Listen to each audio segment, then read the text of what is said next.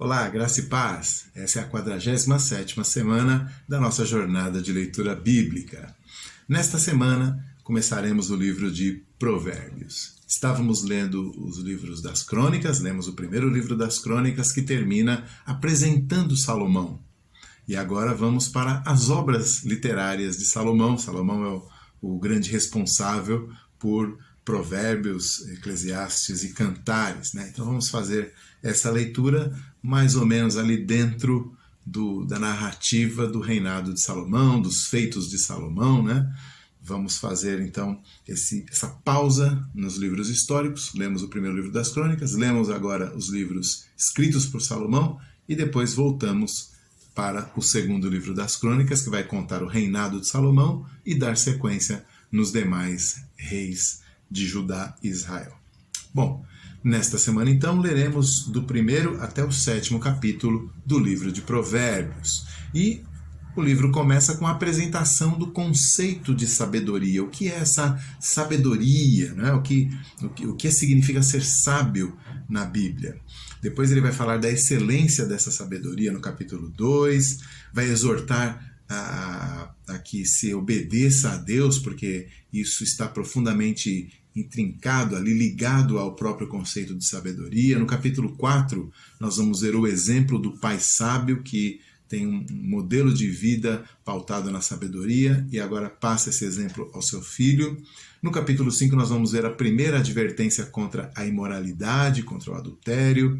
Depois no capítulo 6 até 7 vamos ver advertências práticas contra ser um fiador, contra ser preguiçoso e contra ser adúltero. Né? No capítulo 7 então retoma essa advertência contra a imoralidade. Capítulo 5, 6 e 7 fala a respeito disso.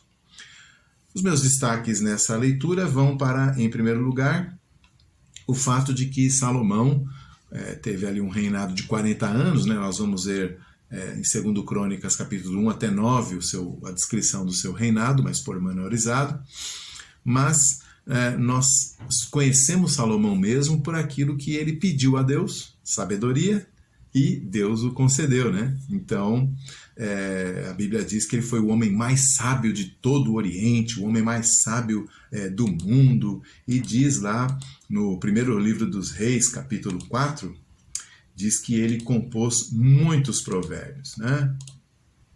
Diz assim, Salomão, né, 1 Reis 4, versículo 29 em diante, diz assim, deu também Deus a Salomão sabedoria, grandíssimo entendimento e larga inteligência como a areia que está na praia do mar. Era a sabedoria de Salomão maior do que de todos os do Oriente, de que toda a sabedoria dos egípcios.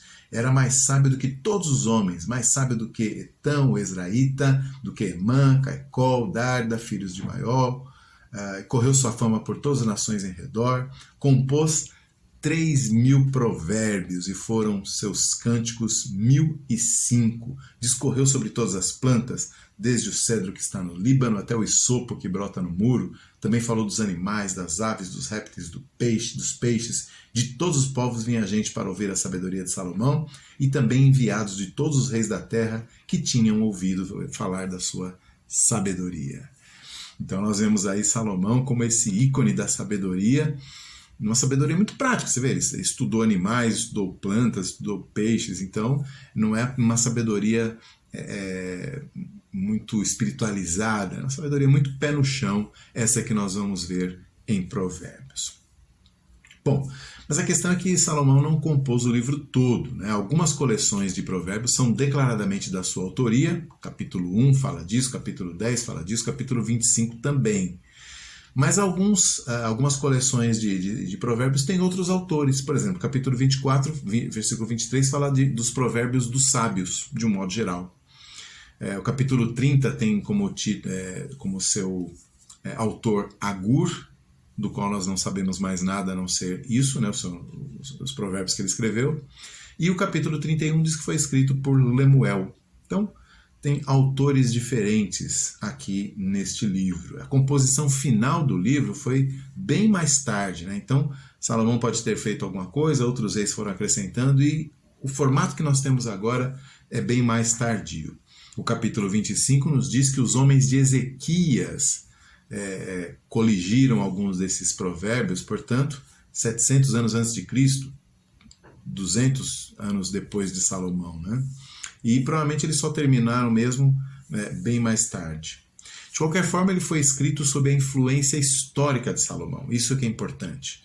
Salomão fundou uma escola de pensamento, uma escola de ensino, né, de ensino dessa sabedoria, uma metodologia, um método pedagógico, vamos dizer assim, né, que pega essas frases bem construídas, bem concisas e apresenta princípios de um bem viver para aqueles que querem aprender. Então, nesse sentido, todo o livro de Provérbios é de Salomão, porque é inspirado no seu modelo, né, de aprendizagem, de ensino-aprendizagem que ele montou.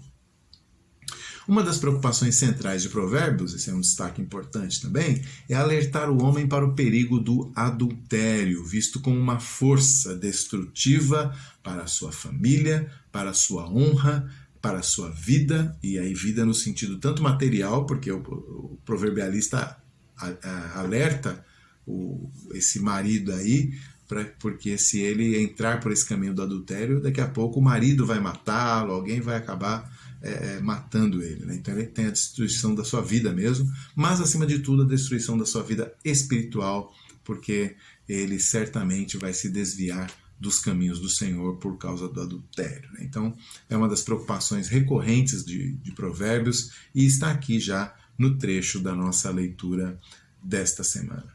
Então, começamos um novo livro, de um estilo diferente, né? Estilo de sabedoria, não é um estilo histórico, e nós vamos ter a oportunidade de entender melhor o que significa a sabedoria nas próximas semanas. Boa leitura, boa sabedoria, até mais.